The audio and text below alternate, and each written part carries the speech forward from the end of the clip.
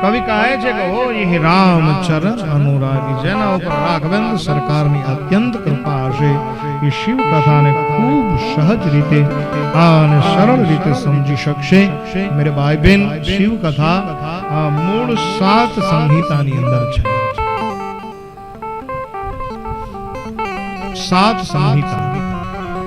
રામાયણની અંદર 7 કાંડ છે, ભાગવતની અંદર 12 સ્કંદ છે. બધાના પડાવ અલગ અલગ હોય. ભાગવત કથા 12 સ્કંદની અંદર છે, 335 અધ્યાયની અંદર છે. ભાગવત કથાના અક્ષર છે 1.5 લાખ, 75 લાખ અક્ષર. એ ભાગવત.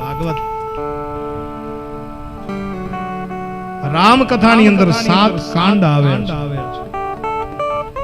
અયોધ્યા કાંડ, બાલકાંડ, અરણ્ય કાંડ, સુંદર કાંડ, લંકા કાંડ, ઉત્તર કાંડ, આવા 7 કાંડ.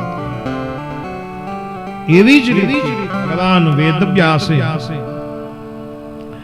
શિવ મહાપુરાણ 7 સંહિતા વાળી બનાવી છે. 7 ભાગ ટૂંકમાં. એમાં પહેલું છે વિદ્યેશ્વર સંહિતા, ત્યારબાદ રુદ્ર સંહિતા, ત્યારબાદ ત્રીજી સંહિતા એમનું નામ છે શતરુદ્ર સંહિતા, ચોથી સંહિતા એમનું નામ છે કોટિરુદ્ર સંહિતા, પાંચમું જે સંહિતા છે એમનું નામ છે ઉમા સંહિતા, છઠ્ઠી સંહિતા છે એમનું નામ છે કૈલાસ સંહિતા, અને સાતમું અને અંતિમ જે સંહિતા છે શિવ મહાપુરાણની એ વાયવી સંહિતા છે. આવી રીતે 7 સંહિતાની અંદર મેરે ભાઈ બહેન વિભાજન થયેલું છે. શિવ મહાપુરાણની અંદર કુલ 457 અધ્યાય છે. ભાગવતની અંદર જેમ 365 છે અધ્યાય, એ રીતે શિવ મહાપુરાણની અંદર કુલ 457 અધ્યાય વાળું આ સંહિતા છે. અને શિવ પુરાણની અંદર અને ભાગવતની અંદર તફાવત એટલો, ભાગવતમાં 18,000 શ્લોક છે અને શિવ મહાપુરાણની અંદર વેદ વ્યાસે 24,000 શ્લોક વાળું આ મહાકાવ્ય બનાવ્યું છે. 24,000 શ્લોક. અને એ અંતર્ગત મેરે ભાઈ બહેન મહાત્મયની આપણે શુભારંભ કરીએ. શૌનક મહારાજ સૂતજીને એક વખત પૂછે છે, હે સૂત મહાપ્રાજ્ઞ સર્વસિદ્ધાંતવિદ પ્રભુ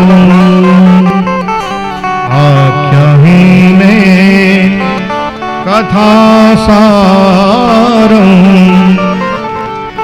પુરાણાનામ વિશેષત. મહારાજ શૌનક ઋષિને એવું કહે છે કે મહારાજ, અમને શિવ પુરાણના કથાનો સાર સંભળાવો.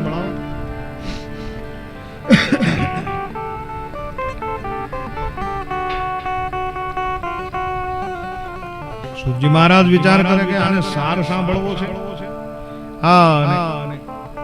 સાર સાંભળવા માટે શુદ્ધ પુરાણ જ્યારે તૈયાર થાય છે, ઘણી વાર કહું, દરેક કથા છે ને એ પ્રશ્નથી શરૂ થાય અને સમાધાનથી પૂર્ણ થાય. કોઈ પણ કથા પ્રશ્ન કરો એટલે કથા શરૂ થાય અને એનું સમાધાન થાય એટલે કથા પૂર્ણ થાય. આ નિયમ છે.